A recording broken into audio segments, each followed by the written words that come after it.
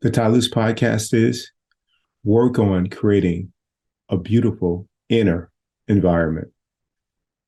This is something that I have worked on every single day over the last 7+ years, and it has paid incredible dividends. First and foremost, it has been experiencing inner peace consistently. And the key has been every time something comes up that bothers my ego, bothers little Keith 1.0, I lean back and I say to myself, this is your practice. Not someone else needs to be different, not this situation should be different, both of which are resisting reality. I say, this is your practice. No one else's. It's yours. Not what anyone else needs to do. It's what you need to do. And in doing so, working on that, I've been creating a beautiful environment. Every time a weed pops up, and when I say weed, a complaint, every time my mind wants to say, I don't like this should be different, those are all weeds. And I just go to pruning. I don't even waste any time anymore.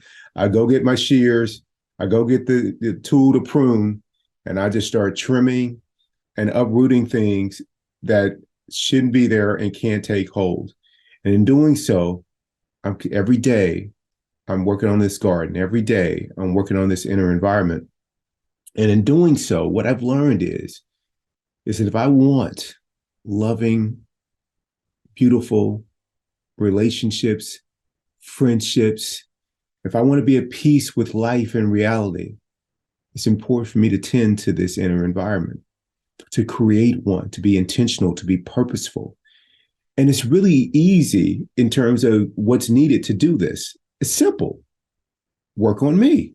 That's it. The minute that I start to become defensive, start to like, I got to prove my point, I got to make you see it this way, I try to control things, I get hurt and wounded, start to withdraw. In other words, become identified with self, lower self. The minute that I do that, that environment is no longer beautiful anymore. It has become a mess inside.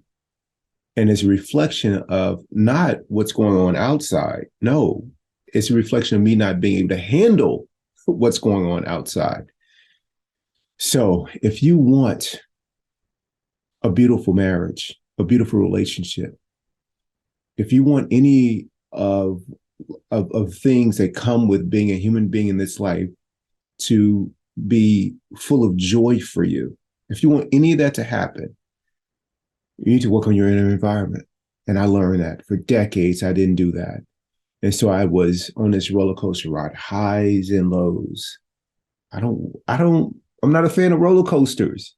I mean, I like the experience, out there of getting on an actual roller coaster, but I don't like the inner experience of a roller coaster in my actual life. Michael Singer talks about how people can go to the theater or a play, and there could be incredible tragedy, loss, love, Romeo and Juliet. And people can be like, oh my God, it's so beautiful, that story. And I would, love for you to go see it. And you tell everyone about how great it was and they can't miss out. But let that happen in your own life to you. And you're like, you don't want any part of that. Exactly. So it's okay to go to the amusement park and experience a roller coaster if that's your thing. But inside, who wants that?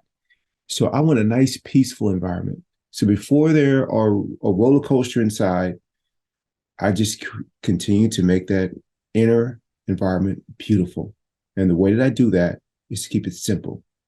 Every time something comes up, I work on me. In my relationship, in my friendships, with my loved ones, with colleagues at work, it's not their problem. In fact, there is no problem. There's an opportunity. And the opportunity is for me to work on myself. So I invite you to work on making your inner environment beautiful. And that is not dependent on other people or life. It's dependent on you.